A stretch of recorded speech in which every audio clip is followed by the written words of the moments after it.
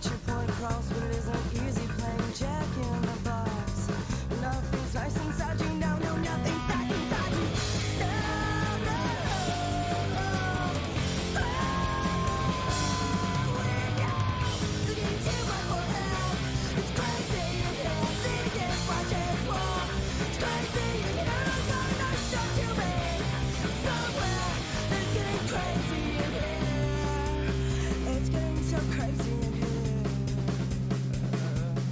All right, I think we're live.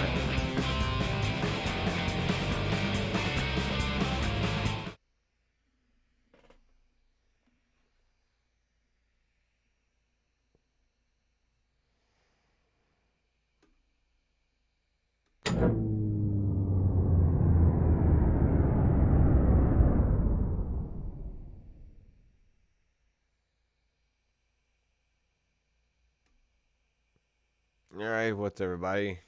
Ted here with some Bodies and Wicks. I know I said, I tweeted, did him a little Twitter yesterday that I would be doing these things at noon on Wednesdays. Of course, always a little bit of technical difficulties, so it's about noon 30 here, so I'm a little bit late. Sorry if anybody's actually been anticipating this, which I highly doubt anybody has been. No, I'm just kidding. No, when people usually do watch these, they usually get informed, so I'm happy about that. What I wanted to do today was do a focus on fair value gaps, because I feel like these are the types of things that people don't pay or are not aware of, and don't pay attention to, and they're one of the biggest things to pay attention to that will tell you a lot as to what is going to happen in a chart. What is a fair value gap? It is basically an opening between three candles, right? So you got a candle, and then you got another up candle, and then let's say you got another up candle. You got three up candles, right? You got three up candles. Let's say that. All right, and between two of the middle candle, right? If there's a wick in between, if the wicks in between do not touch, right, then what you have is a little gap, right? And that is an imbalance, and that's what we call a fair value gap. And generally, what happens is that price gravitates towards that imbalance, right? Now that can happen on a monthly candle. It can happen on a weekly candle. It can happen on an hourly candle. It can happen on a minutely candle, right? It can happen on all these different candles, and that's why I'm saying these are the types of things that are important and that you should look out for, because they do give you a lot of good insights. So, but before we get started, what I'd like you to do, if you can, hit that like button, hit that subscribe button. Let people know that you like this channel if you can.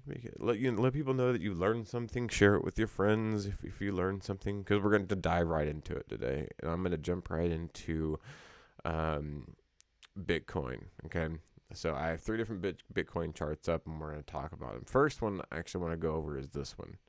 All right, so this is, I have this one on Bitstamp. I mean, they're all pretty much the same, but I have different things drawn out for different reasons. Okay, I do have my indicator down here is the Williams percentage R.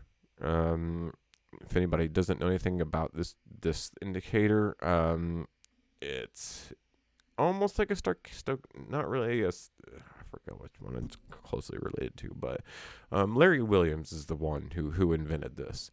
If anybody doesn't know anything about Larry Williams, you can look up I think it's like the World Cup or the World Championship of Trading or something like that. He won it in 1987. And the SEC did confirm, or CFTC, forget which one it is, did confirm that he did win over $1 million in trading commodities that year. He still holds the highest percentage in trading winning in this trading competition, and he did it in a year. He really did do it in a year. It's quite amazing what he did. 1 second here. I realized I forgot something, and I forgot to make my my outline look good. So hold on one second. Let me bring it in here. Boom. There we go. All right. Now it looks a lot better. Now it looks like I'm actually professional and whatnot. So that's the reason why I use the Williams R percentage. What it's meant to do is it's meant to give you more about volatility than anything. Right? It's not necessarily about mostly about like what's oversold, because it can be oversold and it can still go up, as you can see here. You know, it's way oversold here, and then it goes down, and then it goes oversold again. So, it's not necessarily about if it's being oversold. It's more necessarily about volatility, right? And I typically use it when times are volatile, which is hard to predict in the crypto market. It's a lot easier to predict in the Forex market, which is where a lot of my mentorship comes from. The Inner Circle Trader, that's where I get my mentoring from. He does not talk about crypto, so that's why I decided to bring his ideas to crypto and to see if they work, and they do. And so he's not lying when he in his. If you ever watches his YouTube videos, he always says, try my methods on futures, on commodities, on indices, on stocks, on everything basically. But he likes Forex because he likes the volatility of Forex. It's kind of predictable, a little bit. It can be a little bit more predictable. You can make a little bit more money depending on leverage versus options trading and things like that. So that's why my mentor is more of a Forex person. I like Forex too. I love trading GBP USD and Euro USD. I did it this morning. Won some money on Euro USD. It was a good trade. Because I could tell where the dollar was going. I could tell the dollar was going higher. So if the dollar's going higher and you have Euro USD, what do you want to do? You want to sell the euro and buy the dollar. So I was up at around 1 o'clock in the morning. I could tell where it was going, so I just went ahead and hit sell. It probably wasn't the best idea just to hit sell out of nowhere, but I knew where it was going. I knew it was going down.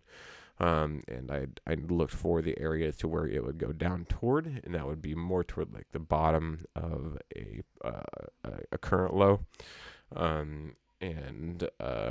I went past the first low and I aimed for the second low. Unfortunately, it only went to the first low, and I caught it right around that time, around 7 this morning, and ended the trade, which was fine. It ended up being about I want to say somewhere on 20 pips. 20 pips a day is that's all you need. All right, enough talking about this crap though. So all right, fair value gaps. All right, so what we have here is I am on the monthly on Bitcoin right now. If we go back to last December, you can see it leaves this big fair value. So here's the fair value gaps I'm talking about. So you have November, December, January, right? December, boom, takes off. And also, November kind of did the same thing. It did pull back a little bit, but then it still took off in December. So you have these two fair value gaps down here that haven't been touched, right? These two fair value gaps haven't been touched. All right. Now this right here that I have, this line that's going right through the middle, that is what we call, I left that there, that's called consequent encroachment. What is consequent encroachment? Consequent encroachment is, I'll go ahead and, let's go ahead and draw it out. Consequent encroachment is the middle of a fair value gap, basically. So now we have this January. I've talked about this. I think I talked about this last time. I'm going to do it again because I need to drill this into your guys' heads. All right. Look at this January fair value gap. Now, as you can see, after January, we went up to, what is this? So January, where there was February. I want to say February was actually closed. I want to say this actually did fall back and touch it. Let me take a look at the. Let me see. Maybe, no, maybe it, I don't know. Maybe it didn't. I don't know. Yeah, okay, yeah, maybe it did. Well, hold on.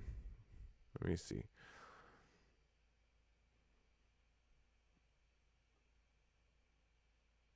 Okay, so that looks like that is the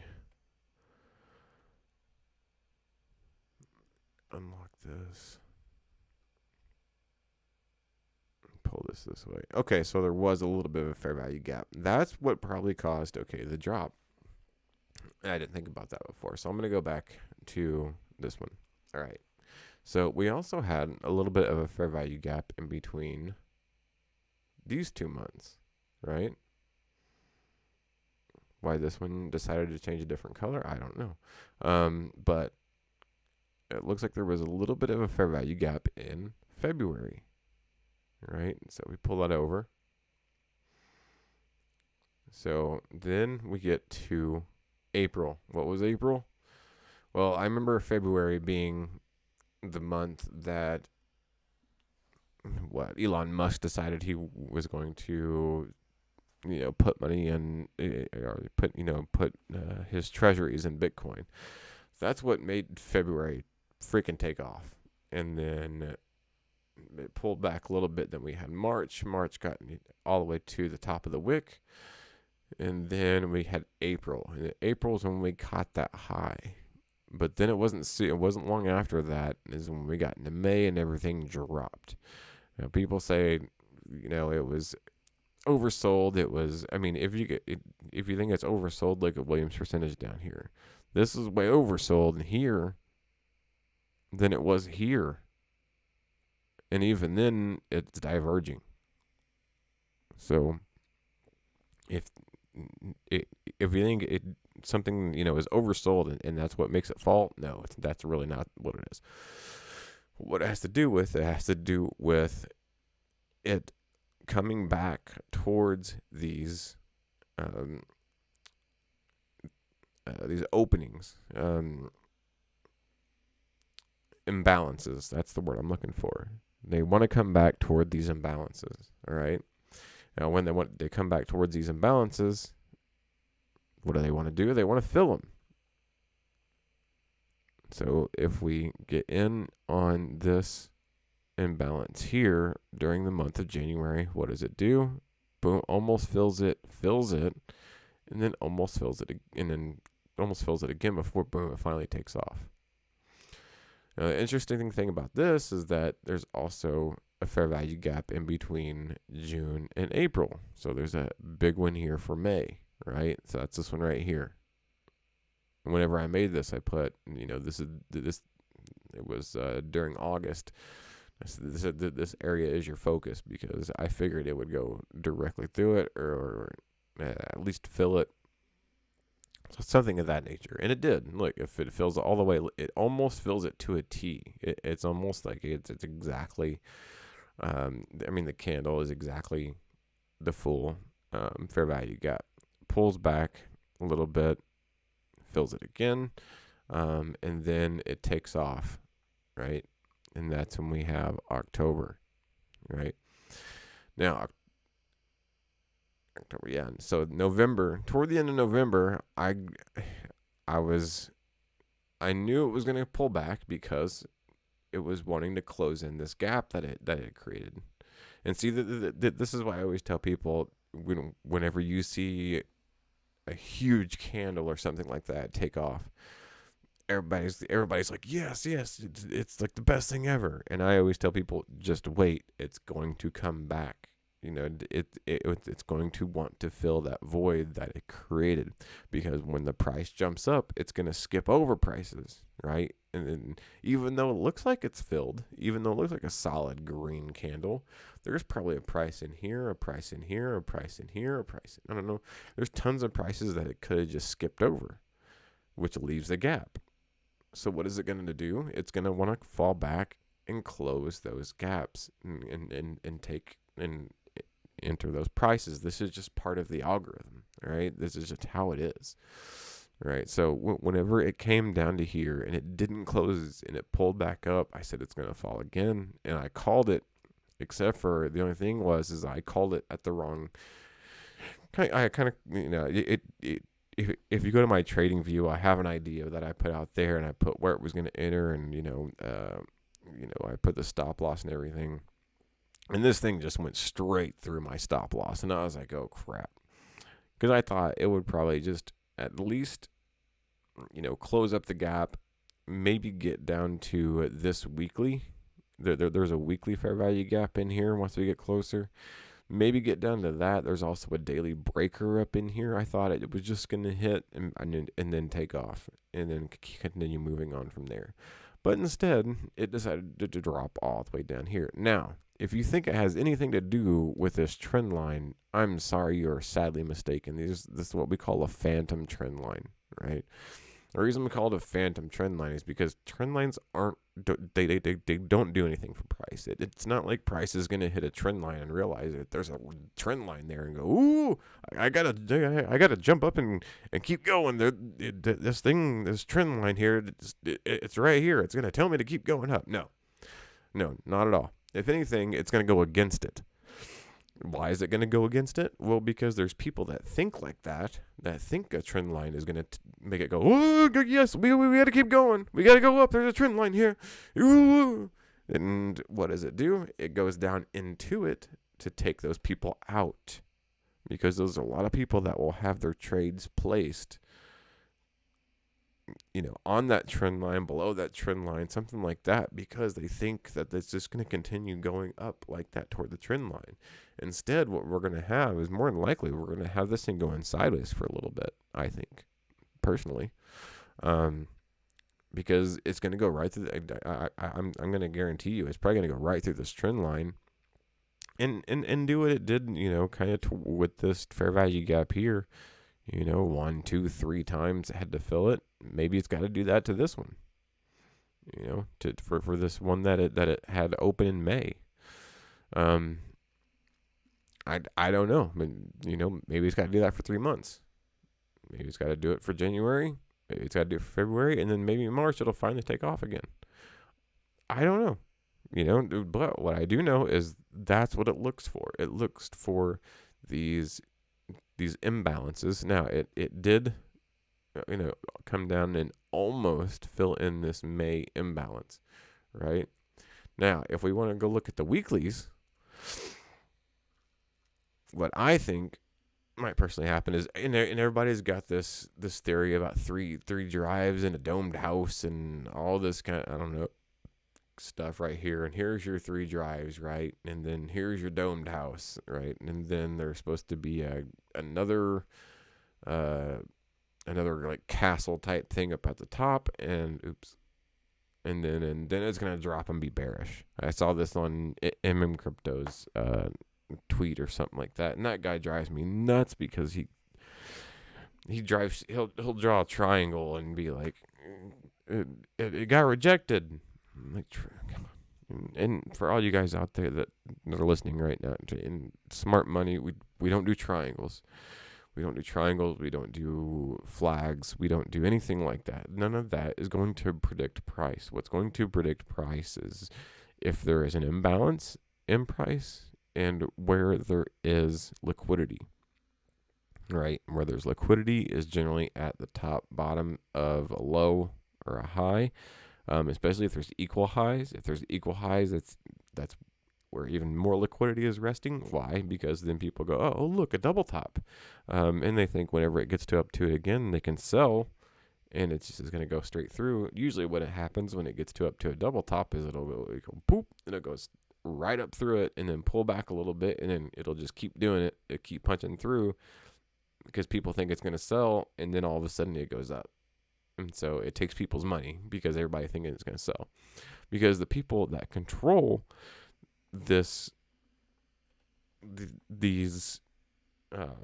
markets, the people that have the money to control it, they know how you think. They know what you're going to do. They know you're going to sell at a double top. But still, they're going to let you win every once in a while, or else you're not going to play, right? It's like what was it, that study that Jordan Peterson always something about if you let a bigger rat and a small rat play, the big rat will let the small rat win at least 30% of the time, or else the small rat won't play anymore, right? So, and it's the same scenario here. They're the big rat, we're the little rat. So what are they going to do? They're going to let us win maybe, 10, 20, 30% of the time. And then after that, they're going to win 70, 80% of the time. Unless you know how to think like them.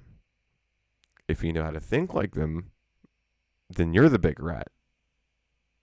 Right? And then you can win it all. So, right now I'm on the weekly. I know I got a lot of information here and it's kind of hard to see, but what I think is that there is a weekly fair value gap down here, or at least, well, wait, maybe was there a weekly? Yeah, there's a weekly fair value gap right here, right? So during this week in July, whenever it hit that bottom of that monthly fair value gap, if I had that drawn here, which I probably can. Let me go to monthly real quick.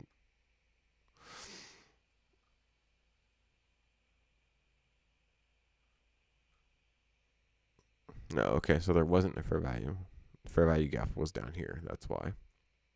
That's what I was talking about. There we go. Right here. Here we go. Boom. Boom. Okay. All right, now let's go back to the weekly. Now, as you can see, right here, boom. Very bottom of that. It touches it. Very bottom, hits the bottom of it, and then boom, rockets up. Now, it goes from week to the next week. And on that next week, it doesn't even pull back. So that's like 6 o'clock on Sunday night, Or at this time, it would have been like 7 o'clock. Well, in my time, Central Time, it would have just continued going straight up. Right. So we have a weekly fair value gap here that has not been filled. So anybody that has that theory that we could still have these 3 drives, domed house, and then a spike up and a fall back down, yeah, that's completely plausible. But why is it plausible? Well, because there's still a fair value gap here that we haven't filled, right? And that fair value gap is somewhere in the 30,000 mark. So it could easily get back down to the 30,000s. Does that mean it's going to turn into a bear market? No. Just means it's bearish. Now, when you have, I think, 3 months in a row that are going to be below this area right here, if you go 1 month, 2 months, 3 months, and you get back down to almost like the 12,000s or something like that, yeah, then we're in a bear market, that's for sure. Or we have been and had been in a bear market. But I think you have to close a month below this area right here and get into these fair value gaps right here. The fair value gaps from December and the fair value gaps from November. If you get into those on a monthly basis, then yeah, I think we are in a bearish, a bear market. As for right now, no, we're still in a bull market. It's not like Bitcoin is doing anything wrong. It's not like Bitcoin is doing anything that is going, that is out of the ordinary. All it's doing is it's resting. This is typical for a market, and this is what I don't get about a lot of people that are out there in the Twitter sphere, in the noob world, I guess you could say. There's so many noobs out there that are trading. They're okay, purchase Bitcoin. Yeah, invest in it. That's great. I'm glad that everybody's getting into crypto. Don't get me wrong, but stop freaking out just because it's not always going up. You guys need to have patience. That's the biggest issue that I have with people, is that they don't have patience. You know what? Whenever Bitcoin did fall, I had a trade set up at a specific spot, and you know what it did? It went right through there. It hit my stop loss, but on KuCoin, I had add more to my uh, geez, what was it called? Um, add more to my margin. So instead of being liquidated, what did it do? It added more to my margin, and it kept me going in the trade. So I am still in this Bitcoin trade on a long. Am I in the negative? Yeah, I'm still in the negative. How long has it been going on? Well, since December 3rd, whenever it fell. Am I freaking out? No, because I feel like eventually it's going to pull out of it. I mean, it could take a while. I could be eating up, a little bit of price on the theta, but who cares? I feel like eventually Bitcoin is going to pull itself out of this. And it's, it could take it a while, like I said, it could take a while. But who knows? Now what I want to do is I want to get into the 4 hour things, right? Because this is where what's really going to start showing you some interesting information, right? So let's go to December 3rd. Here it was. Here's that big fall on that 4 hour. Now let's do a 4 hour fair value gap. Notice anything interesting? How it comes right up to the top of it and then falls back down again? Do you think that's a coincidence? Or do you think it's because it's part of the fair value gap that needs to be filled? Yeah, it filled it on the way up, fills it on the way back down. Now we get back into this monthly fair value gap. But look, as soon as it gets back into this monthly fair value gap that we've already filled a couple times, we want to look at it this way over here. Look, it purposely, you can see it goes up through it. And look, even over here, it's hitting the top of it. Boom, hits the top once, hits the top twice. So there's your double top right there.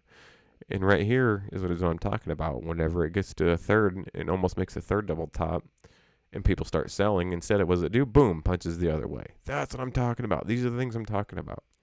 And now look, now it makes another double top. So what does it do when it gets close to that third double top? Boom, punches right through and goes to the top of it. Goes up. So these, and look, and there's just more. I mean, it just keeps happening and happening. And then eventually it gets to a bearish order block from, I don't know, way back when. See right here, this would be actually a breaker because you have a high, low, higher, high situation. So now you have a breaker. That's why I put 15-minute breaker there. And then once it hits that breaker, boom, drops. Okay. We can get into breakers some other day. What I want to talk about is fair value gaps right now. So when it does fall, what's it do? Creates another fair value gap. Falls back into this one, right? So when it comes back up, and like I said, these things want to be filled, but then again, they're also almost like magnets. Like magnets is in they attract price, but then once you put the same side of the magnet together, the negative and the negative side together, what does it do? Boom, it rejects itself. So that's kind of the same thing with the fair value gap. It gets up in here, boom, rejected, and then let me actually, oops, didn't mean to move that.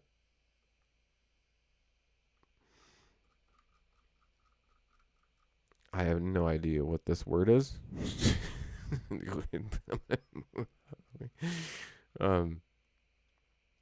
But I just want to bring this closer so you guys can see this.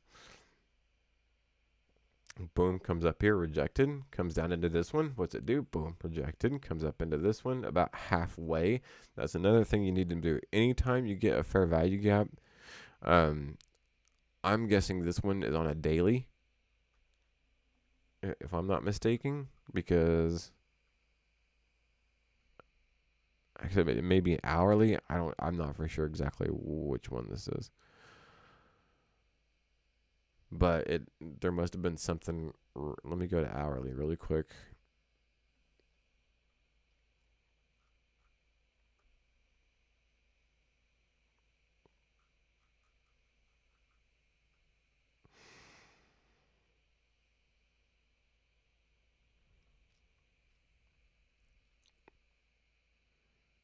Oh, it doesn't pull back that far. Okay, so I can't even tell. It may have been an hourly fair value gap or something like that. The reason I probably did it. Oh, here we go. No, not even hourly. It may have been a 15-minute one.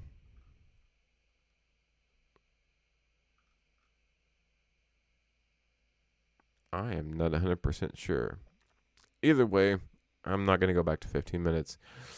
Either way, generally what you want to do anytime you do a fair value gap, measure out about halfway of them. Even if there's multiple, even if like this one, you have multiple of them stacked on top of each other, draw out multiple boxes. That's what I do because then you have an idea of which one it's going to hit first, and in general, you'll get a rejection out of one of them, and then you'll know which one it's going to hit next, and you'll get a rejection out of that one, and then you'll know which one is going to hit next, and you'll get a rejection out of that one. So in a huge drop like this, you could have, like I said, multiple. You could have 5 minute, a 15 minute, an hourly, 4 hourly, daily. You could have all of those. You could have multiple, fair value gaps within one big drop here. If you can draw out as many boxes as you can and pull them out in the future. And that way you can see where this might actually go. And this one, like I said, this one probably went to like a 15-minute one and got about halfway to it and then pulled back. And then this one went to the hourly one, right? Or I don't know which one it was. Or this one may have done the 5-minute one and pulled back. And this one may have been the 15-minute one and pulled back. And now we come back up over here, and what does it do? It starts flirting with these equal highs again. Well, why does it do that? Well, it's because it's creating liquidity above here. So that way, you think whenever it's going to come back up here, it's going to sell. What did it do? Boom, punched up above it to take out people who was probably going short and had very short stop losses, and then went the opposite direction. Everybody chased it and sold. And then as soon as it hit look at this, weekly fair value gap, as soon as it touched that weekly fair value gap on the premium, right? Boom, took off the other way. Because everybody was chasing it down because that's where everybody thought it was going to go. Because look at this. Everybody thought this was resistance. It's fake resistance. It's not real. Okay? So then it moves on up and it keeps on going. So, like I said, these are the things that you have to watch out for. Look, here's a fair value. I'm gonna draw out this fair value gap right here, and I want to see what happened with it. So I guarantee you it probably touched it and then bounced out. Yep. Look at that. And then went right through it. Like I said, magnet. It attracts the price. But then once you put the two magnets together that have the same ends meet, boom, touches out. Does the same thing. Fills it up this time. Boom. So what do you think is going to happen next time? It's going to fill all the way through and continue going. And the same thing here. Same thing. Let's do this one. Boom, touches it, bounces out. Boom, touches it, bounces out. The next time, boom, fills it all the way. But I guarantee you. And now that we've done that one, what I want to do. No, not there. Throw out this one. So now we have another one. And I'm even going to put FVG 1 hour. Okay. Let me check out and see. So that way we know, hey, it's been an hour. Here, this one right here, I want to say that's a 4-hour gap. Yep.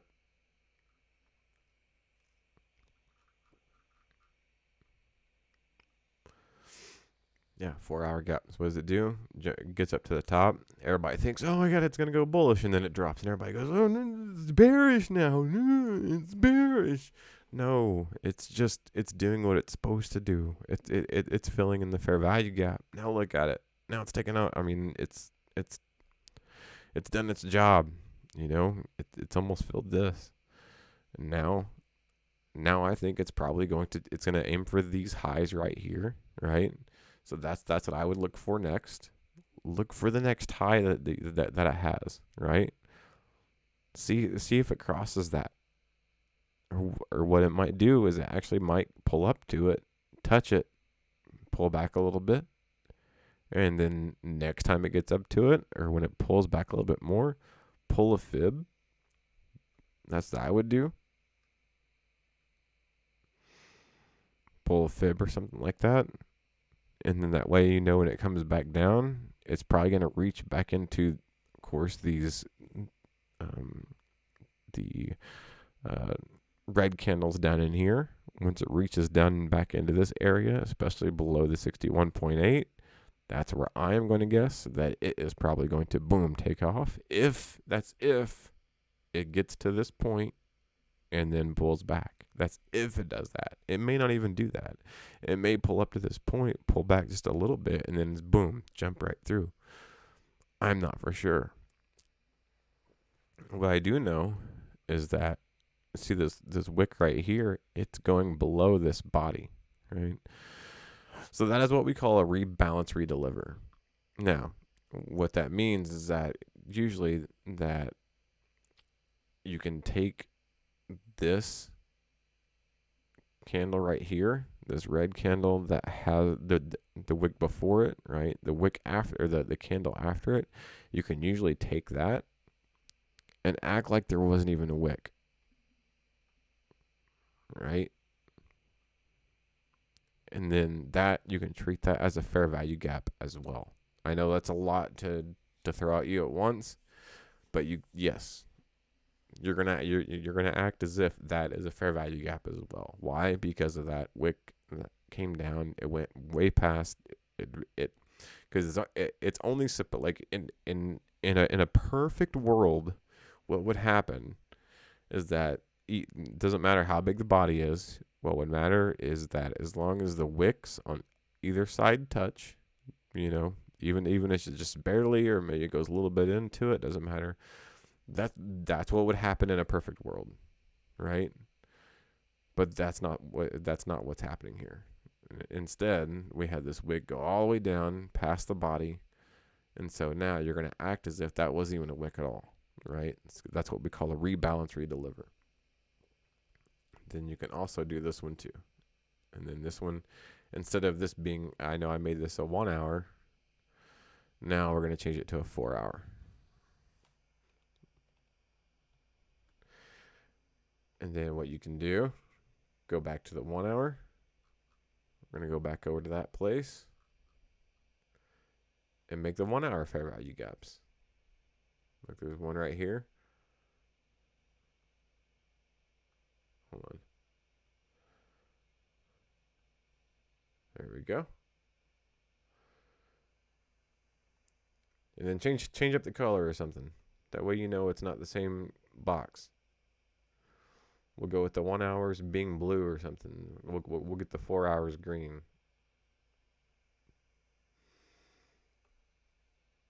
And then always make sure FVG 1 hour. Okay. Make sure you label it. That way you don't screw up what you're doing, and you don't forget what you're doing.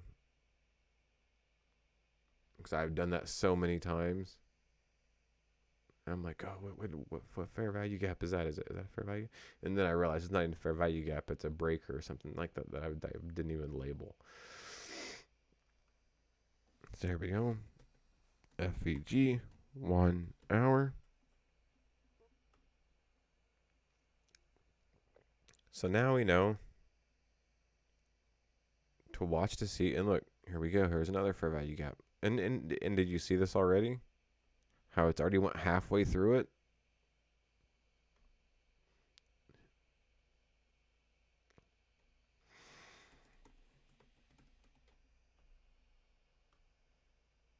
FEG 1 hour. Okay, look, boom. It went to this fair value. Look, double highs right here. What did it do? Boom, went right up through those double highs. Why? Because everybody's anticipating it falling. Watch. Now that it's went up through those double highs, everybody's going to probably anticipate it selling off, or at least shorting it. People are probably starting to short it right now. They're like, oh, look, it already went up above them. There's equal highs right here now. You see this? Boom. Equal highs right there. So now it's going to sell off just a little bit, make people think it's going to sell. They're going to chase it by selling off as well, and then it's going to run. Guarantee you this is going to run today. Bitcoin is going to run today. Now, and I hope it's going to run this, and then there's another fair value gap right here on the hourly. So they're on top of each other. So it could run it, boom, hit this fair value gap, pull back a little bit again. And then there's a breaker right here because a low, high, lower, low. So this is actually a breaker. We'll get into breakers. I'll get into breakers another time. But I'll just let you know that last up green candle is going to be considered a breaker. And I'm going to gold that.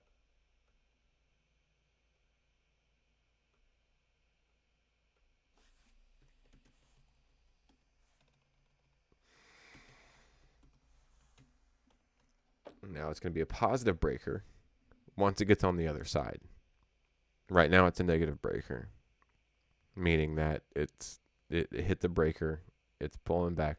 But more than likely, whenever you have this type of scenario, what's going to especially whenever you have double highs just below a breaker, it's going to shoot up right through this thing. What's probably going to happen, it's going to definitely probably get almost as equal to these highs. It's going to pull back down to this breaker. And then once it hits this breaker, boom, it's going to spring back up again. So I'm going to draw this out, or at least put a